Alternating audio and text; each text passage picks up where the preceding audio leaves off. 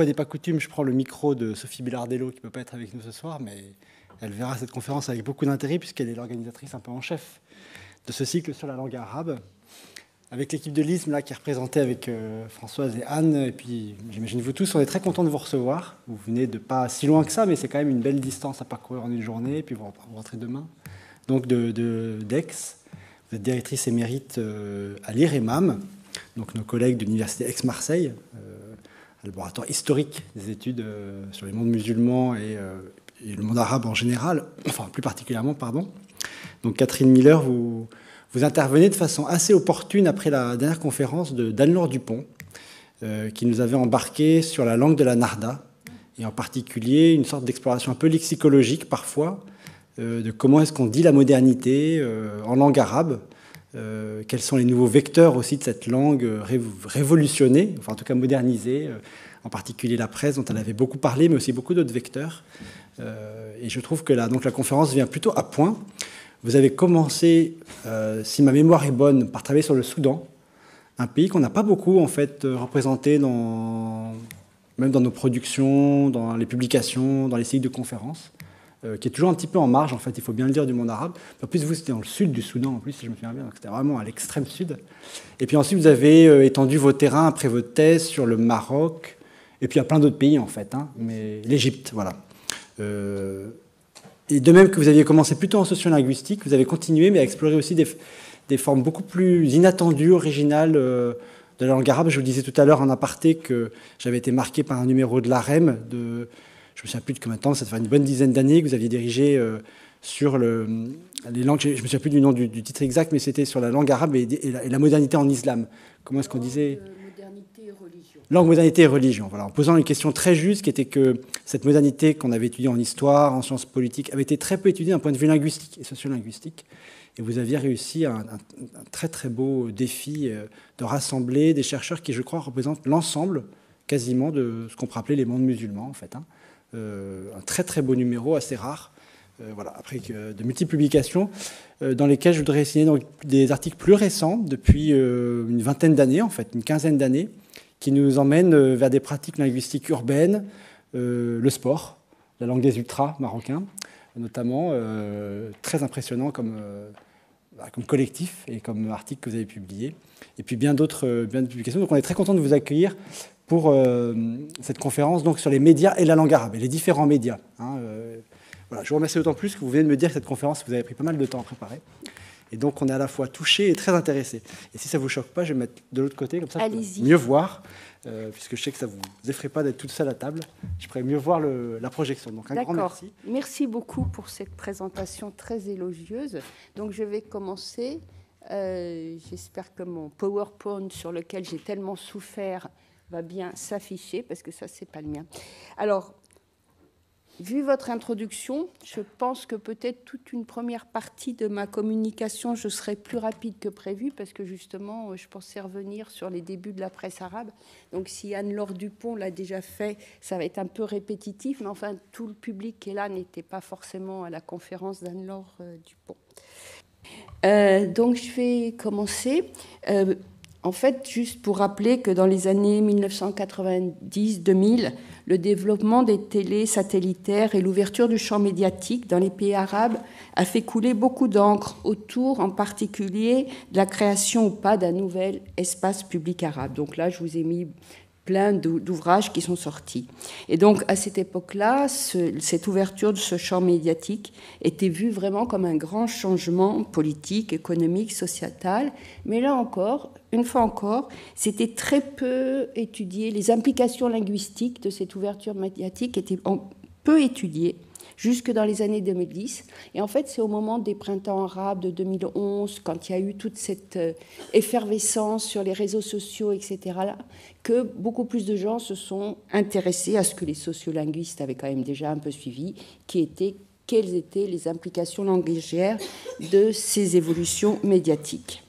Alors, j'ai opté pour une présentation qui sera très classique, très chronologique, en commençant par les débuts de la presse arabe écrite au XIXe et XXe siècle, puis au développement des médias audiovisuels à partir du milieu du XXe siècle, pour finir sur l'arrivée du numérique et des réseaux sociaux. avec les questions en filigrane qui seront: quels choix de politique linguistique ou d'idéologie linguistique ont présidé à la mise en place de ces médias? Quelle implication le développement de ces technologies médiatiques a eu sur les pratiques orales et écrites? Et où, à l'inverse, dans quelle mesure ces médias s'adaptent aux évolutions sociétales en cours? Parce que, en fait, un des rôles importants des médias, c'est précisément leur capacité à faire accéder à un espace beaucoup plus large, de participer à la diffusion de normes et pratiques langagières, plus ou moins formelles ou informelles. Alors, le titre de ma conférence, elle est très générale. En fait, je ne vais pas parler du monde arabe en général, puisqu'il y a une très grande diversité. Ça sera plus ciblé sur le Maroc et l'Égypte, qui sont les deux pays que je connais le mieux. Mais je vais m'appuyer, bien sûr, sur beaucoup d'autres travaux faits par des collègues. Alors, pourquoi revenir sur la période du 19e, 20e siècle et le thème de la naissance de la presse arabe? Thème qui a été beaucoup traité et qui est relativement bien connu. Parce que, je pense que ça reste un moment absolument clé, avec de nombreux débats autour du rôle de la langue arabe, de la représentation des registres de langue, des choix stylistiques qui restent toujours d'actualité. On va retrouver les mêmes débats qui se poursuivent. Parce que c'est effectivement tout au long du 19e et en grande partie au 20e que se forge l'idée, qui deviendra une idéologie dominante, que l'arabe standard classique, ce qu'on appelle le Fusha, est un outil puissant d'unification du monde arabe. Et que c'est ce registre de langue qui va s'imposer dans tous les pays via le développement de l'enseignement, mais aussi le développement des médias. Et donc, pour les réformateurs et nationalistes arabes, les médias ont toujours été considérés comme des outils très importants des nouvelles politiques linguistiques du monde arabe et des idéologies qui les sous-tendent, qui seront mis en place aux indépendances. Mais comme on va le voir, les médias n'ont jamais été le domaine exclusif de l'arabe Fusha, mais ont participé en fait à la propagation de ce qu'on appelle maintenant l'arabe mixte ou médian, qui mélange le dialectal et le standard, et à la formation de variétés supradialectales à un niveau régional. Donc, si le focus est surtout sur la langue arabe, il ne faut pas oublier que tout au long du XXe et début du XXIe siècle, les médias arabes sont aussi des espaces de bi- ou plurilinguisme, du fait notamment de la présence des anciennes langues coloniales. Donc, cette présence du plurilinguisme qui avait été un peu écrasée dans la deuxième partie du XXe siècle est revenue en force à partir des années 90. Il y a aussi, mais ça, j'en parlerai pas, le fait qu'à partir des années 90, on est dans un contexte international du droit aux langues qui va faire qu'il va y avoir des revendications linguistiques des minorités non arabophones qui jusque-là étaient parfaitement minorées. Alors, comme là, je vous ai mis des exemples de justement des intellectuels arabes qui ont joué un rôle très très important dans la naissance, dans le développement de la presse écrite qui a évidemment accompagné le mouvement dit de la Narda au XIXe siècle. Alors, l'idée principale, elle est très connue, c'est qu'il fallait faire évoluer la langue arabe classique, qui avait été standardisée par les grammairiens au XVIIe siècle, pour en faire une langue moderne, en particulier avec un style plus clair. Donc, le mouvement de la Narda, il coïncide avec le développement de l'imprimerie, les presses de Bulak en 1821. Et après des premiers journaux ou bulletins qui avaient été édités par le pouvoir ottoman et les gouvernements locaux, on va voir se développer de nombreux titres de presse qui ont été en particulier créés par des Libanais. Donc, je vous ai mis quelques figures de ces Libanais qui ont créé les premiers titres de presse. Donc, en haut à gauche, avec le bonnet rouge, c'est Ahmed Farid El-Chidiad, qui avait créé El Jawaïb en 1861. En dessous, vous avez Khalil El-Khouri, qui a créé Adikat El-Akhbar, qui ont été à l'époque des journaux influents. Vous avez ensuite tout à fait à l'extrême droite, un des deux frères Takla, ceux qui ont créé le journal El Haram, qui existe jusqu'à nos jours. Et au milieu, vous voyez déjà, c'est intéressant de voir l'évolution des physiques et des représentations. Vous avez Yacoub Sarouf, qui avait créé El Muqtataf, et Georges Zidane, qui avait créé El Hilal et El Manar. Donc, vous avez ici des images de ces premiers journaux arabes. Et ces journaux, ils ne publient pas seulement de l'information, mais ils publient beaucoup de pages littéraires, de traductions. Et leurs fondateurs, ce sont aussi des intellectuels, des philosophes, et ils vont vraiment participer à modeler cette nouvelle langue arabe. Donc, ils ont, en majorité, pas tous, fait le choix de rénover l'arabe classique pour en faire de l'arabe moderne standard et pas du tout le choix d'élever le dialectal. Et on va voir que le débat sur la capacité de l'arabe à accompagner la modernisation, les polémiques sur l'emploi ou non de la langue arabe vont remplir les pages des revues. Donc la plupart de ces fondateurs, de ces premiers journaux, de ces premiers journalistes, ils avaient reçu une formation en arabe classique et ils voulaient montrer à des gens plus conservateurs, comme les oulémas, qui n'appréciaient pas beaucoup le développement de cette presse, qu'ils pouvaient écrire quand même en bon arabe. Et il ne faut pas oublier que jusqu'à ce jour, dans les très grands journaux comme le El Ahram, les correcteurs sont des gens qui ont une formation en arabe classique et que normalement, la norme de référence reste quand même l'arabe classique. Donc même s'il y a eu une évolution du style, elle a quand même resté très affiliée aux normes de l'arabe classique. Et beaucoup de chercheurs estiment que c'est vraiment à l'époque de la Narda que l'idéologie de la diglossie, avec cette variété haute et cette variété basse, s'est imposée. Donc, les hommes de la Narda, ils vont créer des instruments comme des manuels de style, des lexiques spécialisés, des encyclopédies modernes. Enfin, ça va être vraiment tout un mouvement.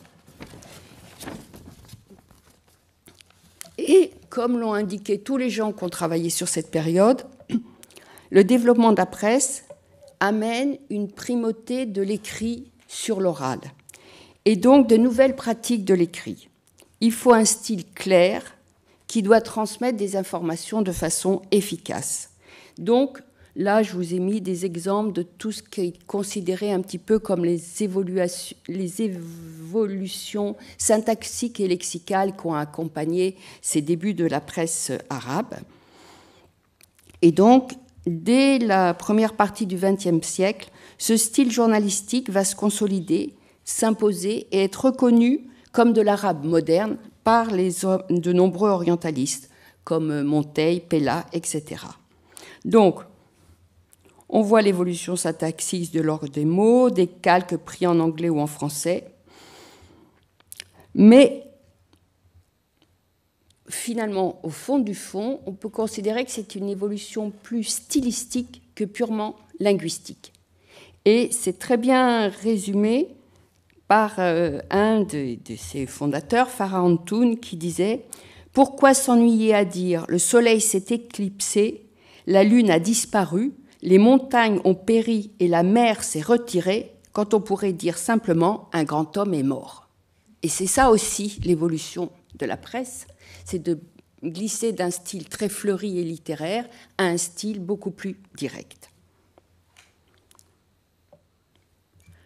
Donc, la presse du 19e et du début du 20e a été essentiellement en arabe standard, mais il ne faut jamais oublier qu'il y a toujours eu des journaux en anglais ou en français ou en espagnol ou dans d'autres langues d'ailleurs, hérités de la période coloniale.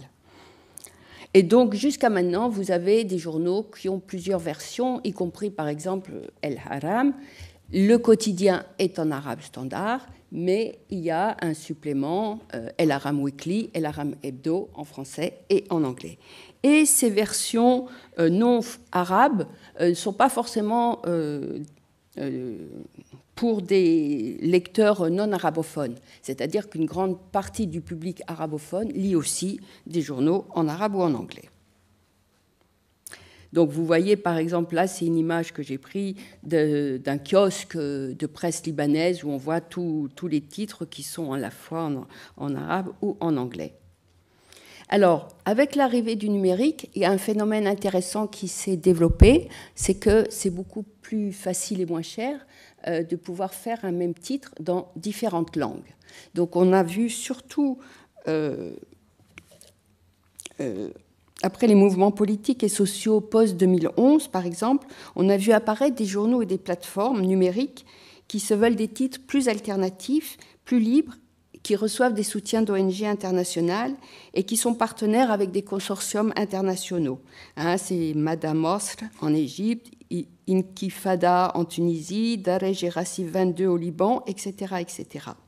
Et donc, ils ont développé des plateformes où vous avez le même journal dans des fois 3 versions, comme ici, là pour Inkifada, en français, en arabe, en anglais.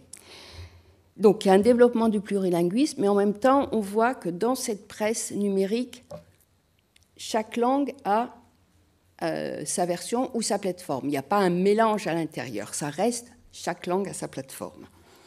Alors, on peut se demander pourquoi il y a ce mouvement de développer des supports bi- ou plurilingues, parce que ça demande quand même un grand travail de traduction pour des équipes qui sont des fois assez petites. Il semble qu'il y a 2 explications. Le premier, pour les journaux qui sont plutôt arabophones au départ, comme c'est le cas des Libanais, par exemple, pour Rassif 22, c'est toucher la diaspora. La diaspora qui est dans le reste du monde et qui n'est pas forcément très arabophone et qui est intéressée par suivre de l'actualité arabe, mais en anglais ou en français.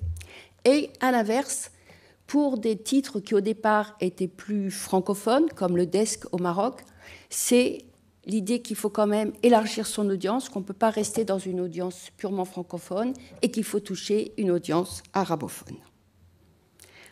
Alors, comme je l'ai dit, la presse arabe a été en majorité en arabe standard, mais il y a toujours eu quand même des tentatives de faire une presse en arabe dialectal.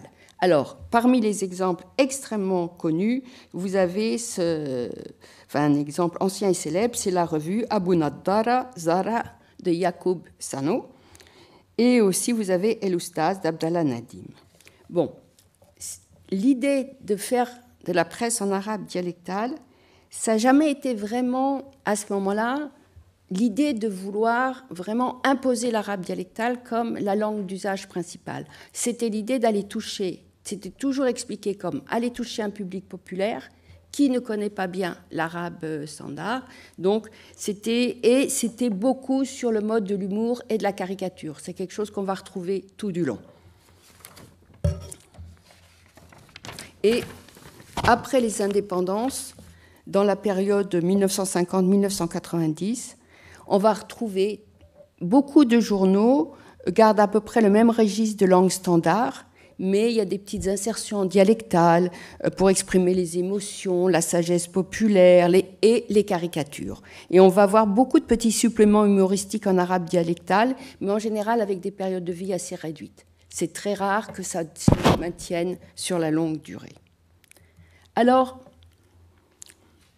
dans les années 2000, on a vu apparaître de nouveaux titres qui s'affichent plus ouvertement en arabe dialectal et qui ne sont pas orientés uniquement vers un public populaire peu lettré. Donc, un cas emblématique sur lequel on a tous beaucoup discuté, c'est l'hebdomadaire Nishan au Maroc, qui a existé de 2006 en 2010, qui était la version arabe de l'hebdomadaire francophone tel quel, avec des couvertures et des titres en arabe marocain, et qui se voulait un peu l'étendard visant à valoriser l'arabe marocain et en faire éventuellement la langue nationale. En fait, une grande partie du contenu était de l'arabe mixte, mais ce qui est important, et ce qui a quand même marqué quelque chose, c'est que ce n'est pas seulement des thématiques satiriques, mais un journaliste comme Ben Chemsi, il essayait d'écrire des éditoriales politiques en arabe dialectal, ce qui était quand même une nouveauté. Et il y a eu d'autres exemples ailleurs, au Liban ou en Égypte. Mais ça reste assez minoritaire. Ça n'a, pareil, pas duré des années. Bon, il y avait aussi des petites tentatives dans la presse pour Madame. Et avec l'arrivée du numérique, par exemple, quand Nishan a été fermé au Maroc, ils sont réapparus sous une nouvelle forme sur good.ma. On va retrouver un petit peu cette même continuité, c'est-à-dire il y a des articles qui sont moins standards, plus vernaculaires, mais c'est surtout de l'arabe mixte. Et c'est surtout dans des chroniques individuelles, donc il y a Dominique Cobet et d'autres gens qui ont travaillé là-dessus, où vous avez des gens qui vont écrire beaucoup plus en dialectal. Mais quand on regarde quels sont les taux de lecture, les taux d'audience des journaux les plus lus, au Maroc, le journal le plus lu en ligne, il s'appelle F-Presse et il est en arabe standard. Donc c'est quand même la presse classique en arabe standard qui va rester dominante. Donc pour conclure sur le rôle de la presse, ça a évidemment amené une évolution des pratiques de lecture et d'écriture, et ça a bien été un des principaux laboratoires de ce qui a été appelé l'arabe moderne ou le Fusha contemporain, avec des évolutions stylistiques régionales qui font que la presse en arabe standard du Maroc n'est pas tout à fait la même que la presse en arabe standard de l'Égypte, etc. On n'a pas de données quantitatives pour déterminer si la presse actuelle, qu'elle soit papier, numérique, quotidien, hebdomadaire, magazine, écrit toujours en arabe standard ou glisse de plus en plus vers un arabe mixte. Pour le moment, on n'a pas vraiment de données quantitatives. Mais pour les études qui sont actuellement en cours, il n'y a pas une évolution dramatique. C'est-à-dire que le style qui s'est mis en place à la fin du 19e, début du 20e, continue à rester un style dominant. Alors maintenant, je vais passer à la naissance des médias audiovisuels de 1950 à 1980 à 1990. Si la presse a participé à modeler l'usage de l'écrit tout au long du 19e, 20e, il est évident que sa diffusion touche beaucoup moins le public que les médias audiovisuels dans des sociétés où le taux d'illettrisme était très important et le reste encore dans certains cas. Donc, les médias audiovisuels ont été vus par tous les gouvernants comme de formidables outils de formation d'opinion et également des outils œuvrant à la normalisation linguistique. La norme, au départ, devant être, encore une fois, supposée l'arabe standard. Après des débuts plus ou moins limités pendant la période coloniale, c'est pendant la période post-indépendance que radio et télévision vont être investis par les États.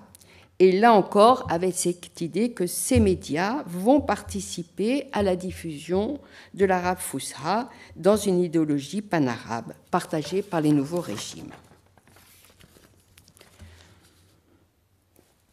Donc, la plupart je ne généralise pas l'ensemble de pays parce que ça serait un peu compliqué, mais dans de nombreux pays, on voit bien qu'aux indépendances, il y a une radio, une télévision qui sont issues des radios ou télévisions qui avaient été mis en place par les pouvoirs coloniaux. Par exemple, en Égypte, Radio Le Caire, qui est fondée en 1953, est issue de Radio Marconi, qui avait été créée en 1934, et la radio marocaine est issue de Radio Maroc, qui avait été créée par les Français en 1928, etc., etc.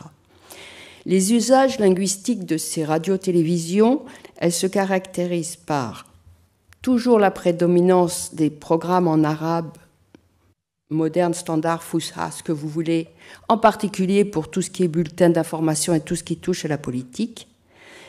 Peu de place pour les langues dites étrangères, les anciennes langues coloniales, mais qui quand même toutes vont maintenir soit une chaîne, soit des bulletins d'information en anglais, en français, etc. Une très faible place, voire une absence totale des langues locales non arabes, et malgré tout, la présence d'émissions plus dialectale dans tout ce qui touche le divertissement concernant les arts populaires, la chanson, les films, les séries télévisées, les pièces de théâtre. Mais ce qu'il faut relever, et ce qui est très important, c'est qu'à partir du moment où il va y avoir un développement de ces médias audiovisuels, la volonté idéologique d'imposer une norme langagière homogène s'est tout de suite heurtée à la réalité des pratiques, car il s'est avéré impossible d'éradiquer l'oralité, ce qui a provoqué l'apparition ou le développement de ces fameux registres mixtes mêlant plus standard et dialectal qu'on a appelé Educated Spoken Arabic, arabe médian, arabe mixte, en particulier dans le cadre des débats et des discussions. Donc, ce concept d'arabe mixte ou d'arabe médian, c'est tout un continuum de pratiques, avec un usage plus ou moins important de dialectal ou de standard. L'essor de cet arabe mixte, il s'explique par le fait que l'arabe moderne standard reste un standard trop formel et trop rigide, et que l'utilisation de traits plus dialectaux permet une certaine appropriation, acclimation de ce niveau de langue. Et donc, ça permet finalement, ce registre mixte, une appropriation de l'arabe moderne standard qui devient une langue plus proche, plus vivante et plus locale. Et on voit se développer des espaces régionaux avec des variétés supradialectales qui peuvent devenir relativement intercompréhensibles. On voit ça se développer dans le Golfe, on voit ça se développer au Moyen-Orient, on voit ça se développer dans le Maghreb. Mais cette évolution naturelle heurte l'idéologie panarabiste et le purisme linguistique. Et donc, elle est souvent appréhendée comme une pratique fautive, d'autant plus qu'il s'agit de pratiques fluides et instables. Et donc, pour les défenseurs de l'arabe standard, Fusha, cette pratique d'arabe mixte, elle va mener inéluctablement à la domination de l'arabe dialectal. Bon, c'est bien connu, c'est ce qu'on appelle la complainte permanente de la détériorisation du standard. Un autre phénomène très très important qu'il y a eu pendant cette période, ça a été évidemment la place de l'Égypte comme pôle modèle, que ce soit dans la presse écrite, la télévision, la radio et la production musicale et cinématographique. Ça a été vraiment le centre de ces médias audiovisuels, puisque Sawt El Arab ou Radio Le Caire a occupé une place absolument prédominante. Et cette prédominance de la radio égyptienne, elle s'explique par le rôle que Nasser a fait jouer à cette radio pour tous les mouvements de libération, mais elle s'explique aussi par la place qui était occupée par la production culturelle égyptienne en général, les feuilletons télévisés, les séries, les films, etc.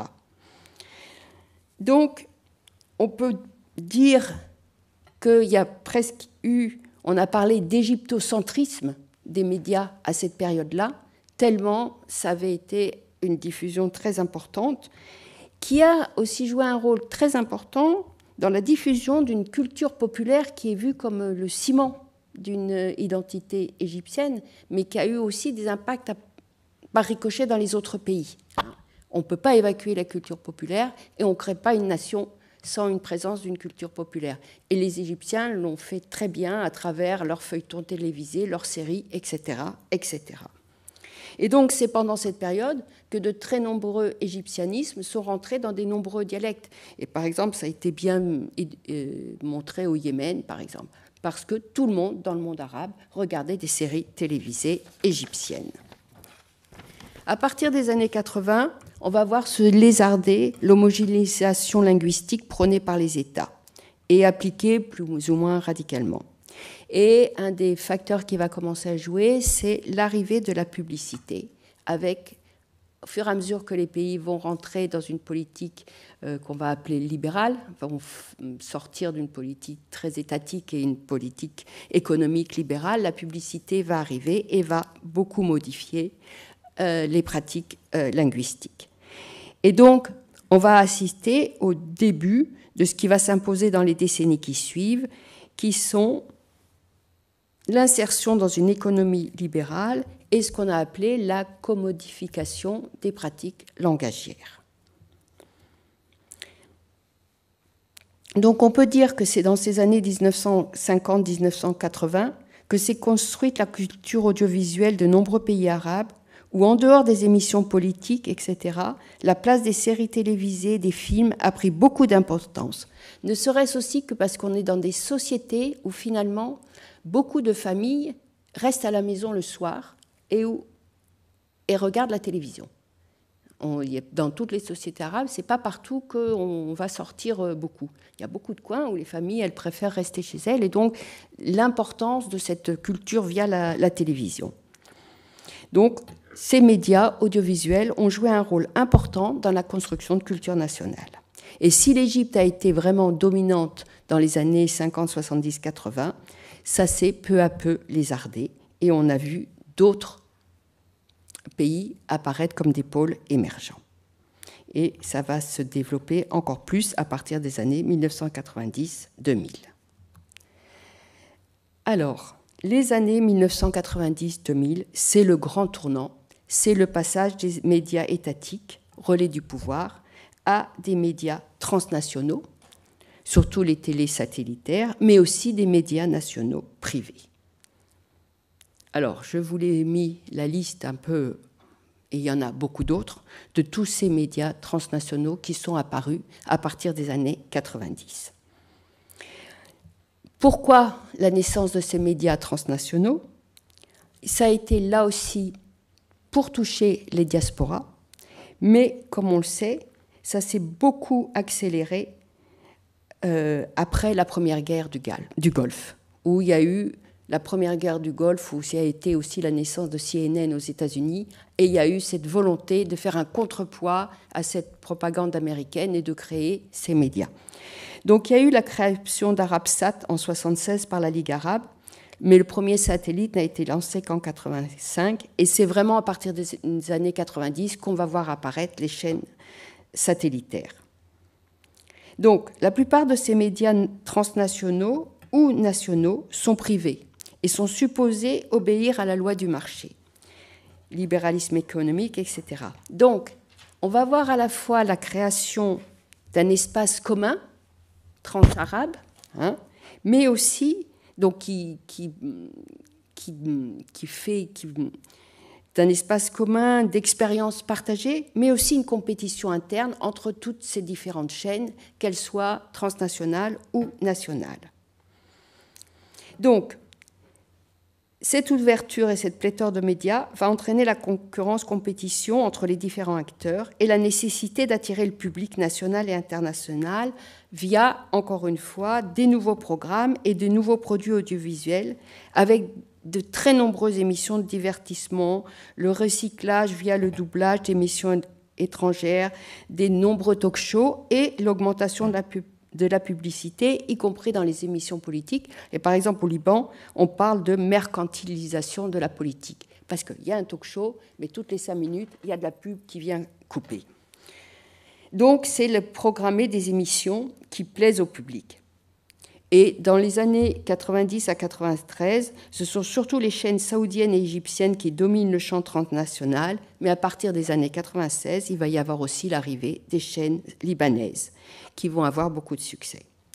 Donc, il n'y a pas simplement le développement des chaînes de télé transnationales arabes, il y a aussi, comme je le dis, une ouverture du champ médiatique national. Et par exemple, là, je vous ai mis l'évolution du champ radiophonique marocain, où on passe d'une télé et une radio à progressivement un peu plus une ouverture qui va commencer à se faire dans les années 80 avec l'arrivée de Médien, et puis 89, 93, mais surtout en 2006 et en 2009, la création de très nombreuses radios privées. Donc, je vous ai mis là tout, Hit Radio, Aswad, Shada, etc., etc., toutes ces radios vont se caractériser par une diversité en termes de moyens, d'équipes. Ça va de 4-5 personnes à 40 personnes de contenu. Il y en a qui sont spécialisés sur le sport ou sur la musique, etc. Il y en a qui sont généralistes. Et de langue. Il y en a qui sont plus francophones, il y en a qui sont plus arabophones, il y en a qui mélangent les deux, il y en a qui se veulent plus en arabe marocain, etc., etc. Et donc, ça fait une grande diversité d'animateurs et d'animatrices. Et ce qui est intéressant, c'est qu'on va voir là aussi une évolution dans les pratiques langagières. Donc là, je vous ai mis, pour ceux qui lisent la transcription arabisante, je ne vais pas m'étendre, des exemples donc, de ce qui se faisait sur ces radios marocaines. Donc vous avez une revue de presse. Donc, normalement, la revue de presse, exercice politique par excellence, en arabe standard, etc., etc. Là, on commence à mettre un petit peu de... Je vous les ai mis en rouge pour que vous voyez bien sur la revue de presse de Radio Mars, un petit peu de traits dialectaux pour dire qu'on s'adresse au public marocain et on fait dans la marocanité. Et c'est aussi le moment où on voit apparaître toutes ces émissions ciblées sur les jeunes, autour des jeunes, où les jeunes vont devenir un public important.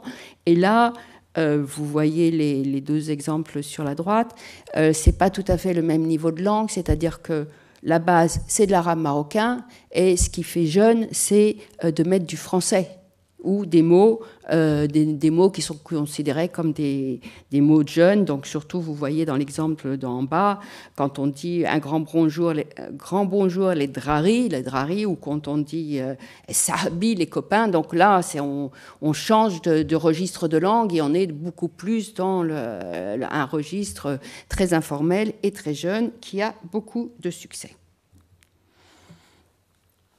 Alors, pour revenir aux télévisions satellitaires, on a beaucoup entendu parler d'Al Jazeera et de la chaîne d'information en continu, mais en fait, ce qui fait le très, très, très grand succès de ces chaînes satellitaires, c'est toutes les émissions de télé-réalité, allant de, comme là, des émissions comme Prince of the Poet, qui s'appelle Amir el-Shu'ara, qui est dédié à la poésie en arabe classique, mais qui a un succès absolument phénoménal et qui est suivi par des millions et des millions de personnes, à des émissions comme celle sur la télé libanaise LBCI, MBC, The Voice, Ahla Sawt, et puis les Star Academy, je vous en passe, etc., etc.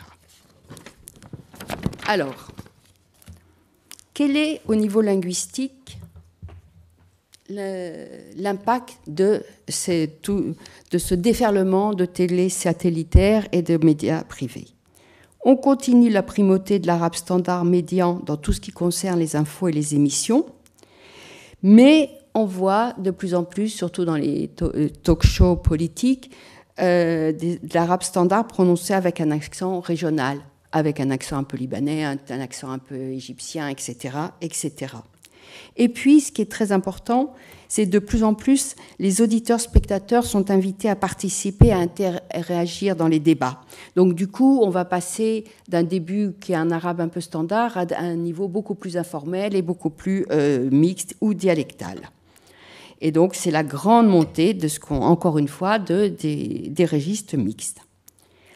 Comme je l'ai dit, c'est la présence, c'est le passage d'une norme prescriptive à des usages qui veulent refléter la société. Et c'est là qu'on va avoir la présence de plus en plus visible du style jeune et direct, briser les tabous. Le plurilinguisme. Mais je pense que ce qui est vraiment le plus intéressant, et c'est ce qu'on voit dans toutes ces grandes émissions de variété, dans ces télé satellitaires, c'est le mixte de variétés dialectales dans les talk-shows. Et c'est là où puisque dans ces émissions comme The Voice et Star Academy, etc., on a à la fois un panel de candidats qui vient de tous les pays arabes et le jury qui représente différents pays arabes. Et on assiste à des interactions extrêmement intéressantes entre un Égyptien, un Tunisien, un Irakien, etc. Et alors qu'on pensait que les télés satellitaires panarabes allaient, encore une fois, permettre la diffusion de l'arabe standard et que les gens allaient se parler entre eux en arabe standard avec cette idée qu'entre dialectes, on ne se comprenait pas. Ce n'est pas du tout ça qui s'est passé, ou en tout cas, ce n'est pas uniquement ça qui s'est passé, mais c'est au contraire la flexibilité que les gens ont eue de « je suis égyptien » ou « je suis libanais » ou « je suis irakien » ou « je suis marocain » ou « je suis tunisien », je vais quand même parler dans mon dialecte et je vais m'adapter pour que vous me compreniez. Et donc il y a tout un jeu qui s'est fait et c'est quelque chose qui est très important et très intéressant parce que ça a permis à un public arabe très très large de vraiment découvrir cette multiplicité des dialectes et cette possibilité de compréhension. Et donc on est passé de l'idée qu'on n'est plus dans un ensemble pan-arabe mais dans ce qu'on a appelé un ensemble pluri-arabe. On n'impose pas une seule norme, mais on laisse absolument se développer tous les usages possibles et on a vraiment un champ très, très ouvert. Ce qui est intéressant aussi, c'est qu'on va voir suite à ça parce que dans tout ce jeu qui se faisait de rapports entre personnes parlant des dialectes différents et dans des compétitions où chacun doit voter pour le meilleur chanteur ou le meilleur poète ou le meilleur ceci, où donc il y a une rivalité entre chaque pays, on voyait bien au départ que c'était quand même au départ les Égyptiens et les Libanais qui dominaient. Puis on a vu arriver les gens du Golfe qui ont quand même joué un rôle très important. Et puis les gens du Maghreb, ils étaient toujours un peu considérés comme un peu moins arabes et parlant un peu moins bien. Et ce qu'on voit arriver depuis quelque temps et qui est devenu très à la mode, ce sont des chanteurs du Golfe ou du Moyen-Orient qui se mettent soit à mettre des mots de différents dialectes dans leurs chansons, soit de chanter dans différents dialectes. Donc, en général, quand ils chantent une chanson dans différents dialectes, c'est plutôt du moyen-oriental. Donc, je te chante une chanson en égyptien, mais je peux aussi te chanter une chanson en koweïtien ou en Dubaï, et je vais te chanter une chanson en libanais. Quand c'est juste pour montrer qu'on est ouvert à tous les dialectes, alors on va prendre des mots de chaque. Donc un exemple, c'est Tamer Hosni, très connu, et qui a fait une chanson, par exemple, Koul el-Lahjat, où il va chanter, donc il va prendre le mot maintenant, et il va le dire dans tous les parlers arabes. Voilà. Et autre phénomène qui a joué sur cette vraiment mise en avant de la diversité dialectale, c'est évidemment le doublage des séries, puisqu'il il faut du contenu, donc il faut des séries télévisées, donc il faut doubler des séries télévisées, qu'elles soient américaines, mexicaines, turques, etc., etc. Ça a été les phénomènes de doublage, et là où au lieu de choisir de doubler systématiquement en arabe standard, on double soit en égyptien, soit en syro-libanais, soit en marocain.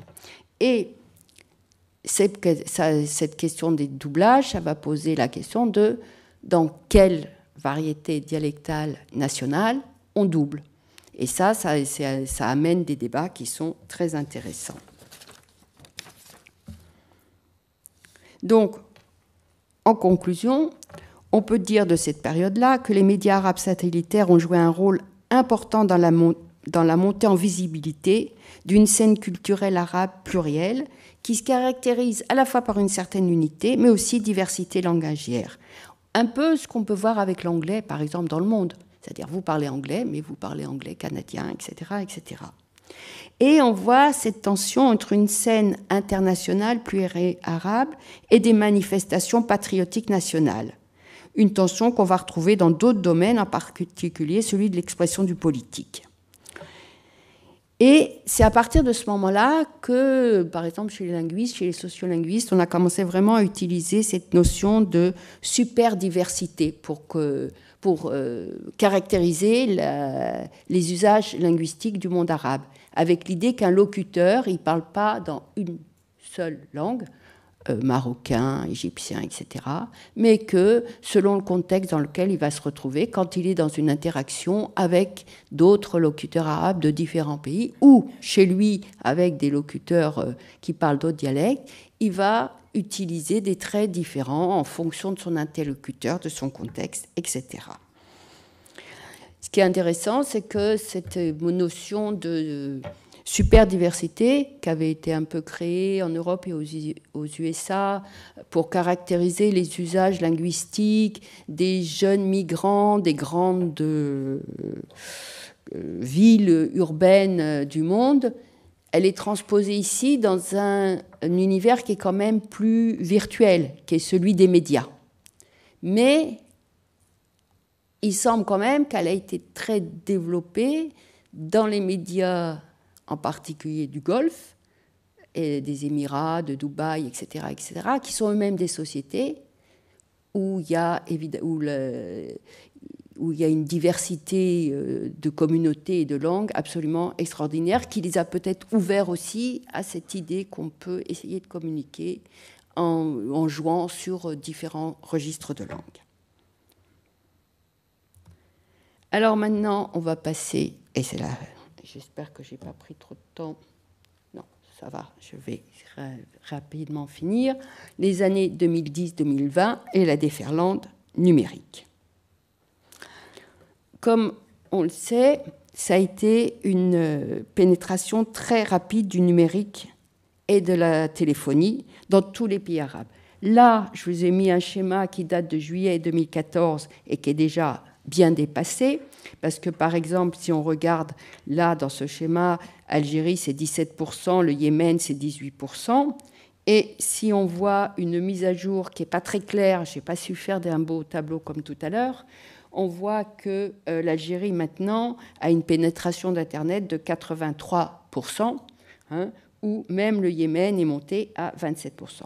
Quoi qu'il en soit, le phénomène très important, c'est que dans tous les pays, avec évidemment des variations très importantes, parce que vous avez des pays comme le Yémen qui restent quand même, ou la Mauritanie avec des taux de pénétration, ou le Soudan beaucoup moins importants, mais dans tous les pays, l'arrivée d'Internet a été un bouleversement très important, et celui de la téléphonie portable, de la téléphonie mobile aussi.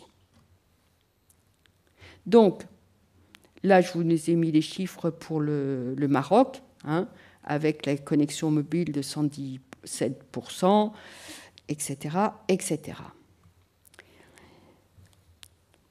Selon les statistiques internationales, en 2021, l'arabe est la 4e langue la plus utilisée pour consulter Internet, derrière l'anglais, le chinois et l'espagnol, devant le français et le portugais.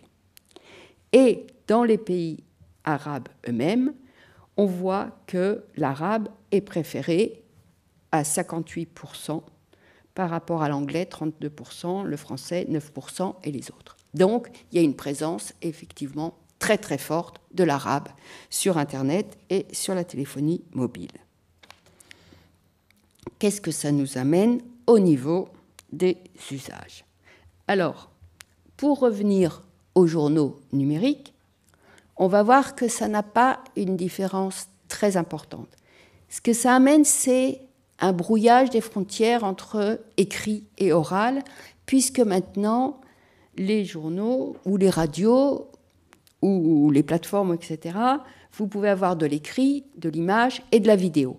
Donc là, je vous ai mis un exemple d'un titre de presse qui s'appelle Nawat et qui est tunisien, où vous avez de l'écrit à gauche, qui reste relativement standard, et puis vous avez un documentaire que je ne vais pas vous passer parce que mais c'est où là vous avez des gens qui parlent, et évidemment c'est en arabe tunisien. Donc disons que dans ce qui est la presse, qui se veut la presse, on garde quand même un peu cette idée d'un écrit qui est plus standard et d'une oralité audiovisuelle qui est plus dialectale. Là où on voit arriver évidemment un immense changement, c'est les fameux réseaux sociaux. Alors, que ce soit la publicité qui a tout de suite compris, comme toujours, en avance, l'intérêt de recycler ce qui était en train de se passer dans la pratique. Et donc, on voit encore une fois, donc justement, la mise en avant de ce qu'on appelle des pratiques jeunes. Donc, vous voyez dans cette publicité qui est pour se connecter, qui est une publicité marocaine, où ils utilisent la fameuse écriture arabisie, hein, qui est bien connue, qui utilise des caractères latins avec quelques lettres, et qui joue aussi sur l'allongement, Rive Sahel, ou à bien sécuriser pour toutes ces pratiques un peu jeunes. Et puis, je vous ai mis des exemples des milliers de productions qui circulent sur Internet, où vous avez soit de l'écriture en caractère latin, soit de l'écriture en caractère arabe, et qui recyclent à l'infini, avec humour, tout un imaginaire venu des bandes dessinées, etc., avec des contenus politiques. Hein. C'est aussi ça qui est important, toujours sur le mode de l'humour, de l'ironie et de la critique. Alors, on a parlé des supporters de football. Donc voilà, par exemple, ce qu'on s'est amusé à faire avec mes petits camarades, de relever tout ce que les ultras marocains mettent en ligne, où vous voyez, il y a de la graphie arabe, il y a de la graphie latine, il y a un mélange de langues absolument incroyable, et tout ça qui circule dans les réseaux sociaux à l'infini, et avec énormément, pareil, de chansons qui sont sous-titrées pour que le public puisse comprendre, parce que les chansons ne sont pas forcément faciles à comprendre comme ça, et qui sont soit sous-titrées en graphie latine ou en graphie arabe. Alors, je vous ai mis ça pour montrer que ces mêmes ultras qui utilisent beaucoup le mélange de langues et le code switching, etc., ils peuvent aussi, dans des postes plus politiques, où là, c'était suite à le meurtre d'une jeune Marocaine qui essayait de partir illégalement et qui a été tuée par des gardes-côtes marocains. Il y a eu des manifestations. Et là, ils mettent des posts et où vous avez une citation coranique. Donc, il y a aussi, il n'y a pas une exclusion de l'arabe standard ou de l'arabe classique, c'est-à-dire que dans cette production culturelle absolument intense, de nouveau, on voit, ça va de l'arabe le plus de la rue, le plus cru, le plus jeune, le plus branché, à des formes très littéraires et poétiques. Donc là, de nouveau, toujours nos ultras qui s'expriment. Et je vous en ai mis parce que c'est très révélateur de cette idée de mettre du français, de la graphie arabe et de la graphie en caractère latin. Alors, pour revenir, il y en a qui vont se retrouver, pour revenir justement à cette présence accrue du dialectal, on voit apparaître un phénomène qui est super intéressant, c'est tous les petites vidéos qui sont faites, tous les posts, les mèmes, etc., où les gens s'amusent à imiter les façons de parler à l'intérieur d'un même pays. Alors au Maroc, comment est-ce que les Fassi parlent, comment est-ce que les gens de Tanger parlent, comment les Tati, en associant avec des caractéristiques sociales, les efféminés, les lourdeaux, les vulgaires, les bien éduqués, etc. Donc il y a toute une espèce de débat qu'on appelle métalinguistique sur quelles sont les bonnes façons de parler, les mauvaises façons de parler, les ridicules, les amusantes, les branchées, etc., etc. Donc en haut, vous trouvez ça, ces deux exemples qui viennent du Maroc. Et en bas, c'est du Golfe. Donc ça touche l'ensemble du monde arabe, hein. Ce n'est pas spécifique au Maghreb, etc. Ça touche absolument l'ensemble du monde arabe, et c'est un phénomène qui est vraiment très intéressant, parce que oui, c'est vraiment, il y a des gens qui ont appelé ça de la sociolinguistique citoyenne, c'est-à-dire chacun met son grain de sel pour savoir et diffuse aussi, diffuse des stéréotypes sociaux de telle façon de parler va renvoyer à tel personnage. Donc, ce qu'ont amené les réseaux sociaux, c'est vraiment, et toutes ces créations immenses, quoi, c'est évidemment un élargissement absolument considérable de la diversité langagière. Donc, on peut voir vraiment à travers le temps comment on voit des dynamiques qui ont commencé progressivement à se mettre en place dès le fin 19e, début 20e, qui s'accélèrent. Et ce qui est intéressant, c'est que cette diversité de variétés langagières, elle est mise en avant par les plateformes comme Facebook, Twitter, etc., pour dire que pour eux, c'est extrêmement difficile de faire de la modération parce que comment on appelle ça ? Pas les logiciels, mais les algorithmes sont perdus. Ils sont algorithmes, ils sont un peu perdus. Ils font des progrès, hein. Ils travaillent dessus, ils font des progrès, mais devant ce mélange linguistique, ils n'ont pas encore les bonnes clés pour savoir si c'est un poste terroriste ou pas terroriste, si c'est un poste pédophile ou pas, etc. Enfin, je caricature un peu, mais c'est un débat qui est très intéressant, puisque justement sur Facebook, Facebook dit que l'arabe est la 3e langue utilisée sur Facebook, mais il leur est très difficile de faire de la modération en arabe. Voilà. Alors, pour conclure, je voudrais revenir sur cette tension permanente entre les pratiques et les idéologies et les représentations. Donc, on a vu que le développement de la presse arabe a accompagné le développement d'une idéologie langagière, toujours dominante en fait, qui fait de l'arabe standard la norme de référence de ce qui serait la bonne pratique et l'outil d'une unification culturelle du monde arabe.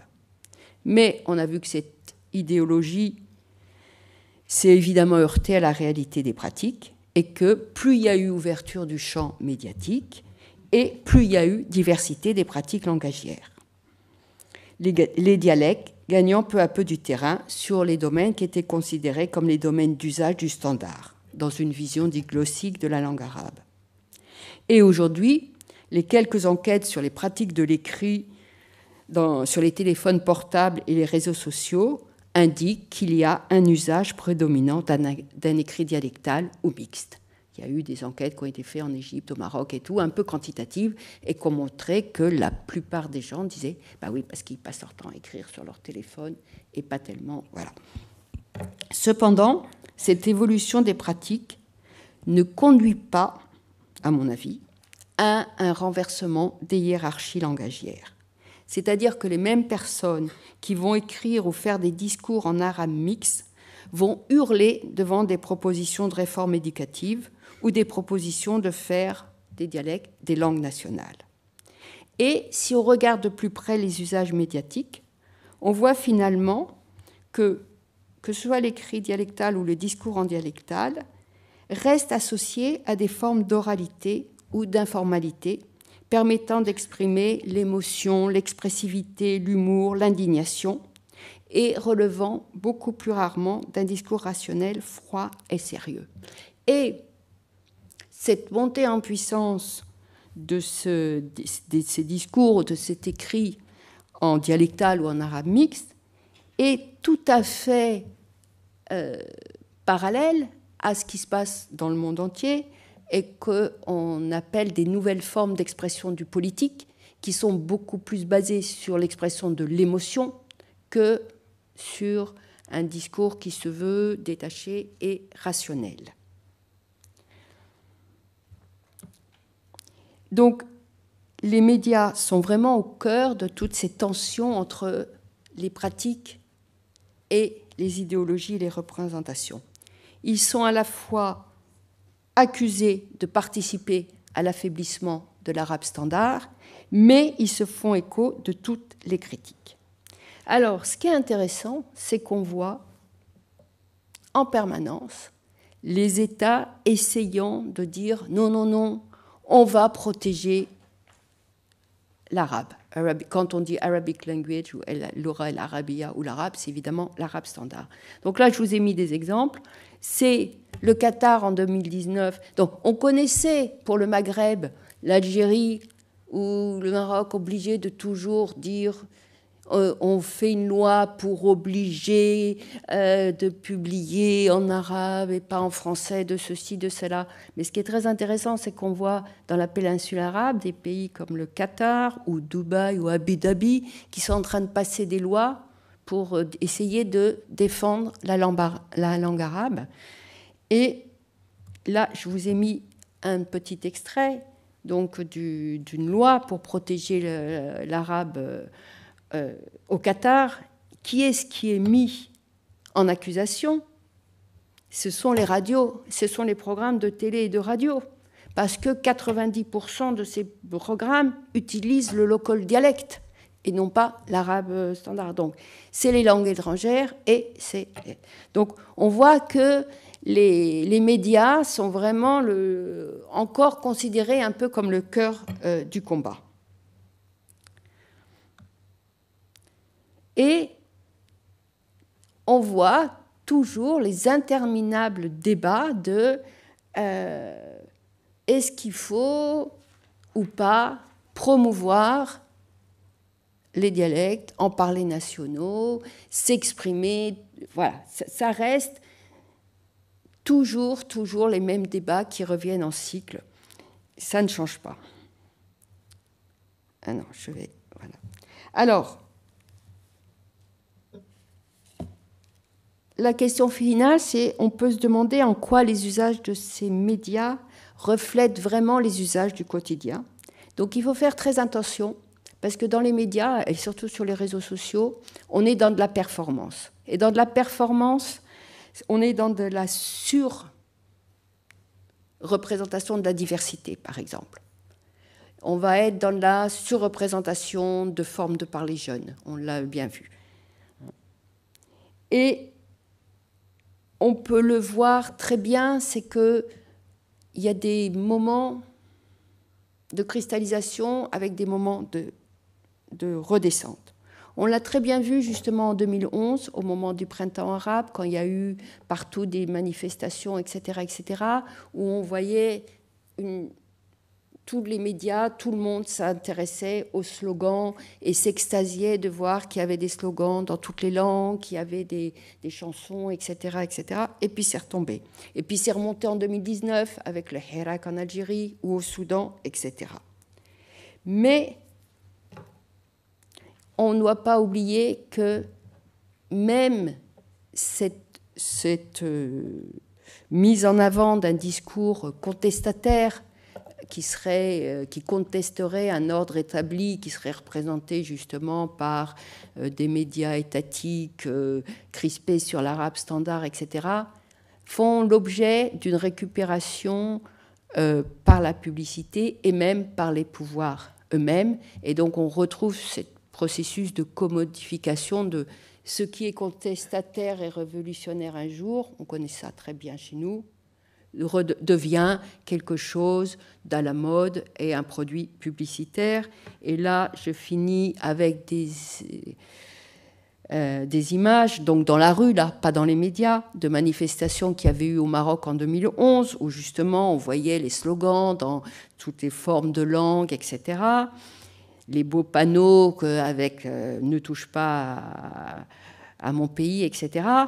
Et le gouvernement marocain qui, à Rabat, sans la capitale, avait lui aussi récupéré la belle main de touche pas à mon pote pour touche pas à mon pays, Matapki Bladi, mais ça voulait dire soutiens-moi dans mon opposition avec l'Algérie sur la question du Polisario. Ça n'avait absolument rien à voir avec la rhétorique contestataire. Voilà.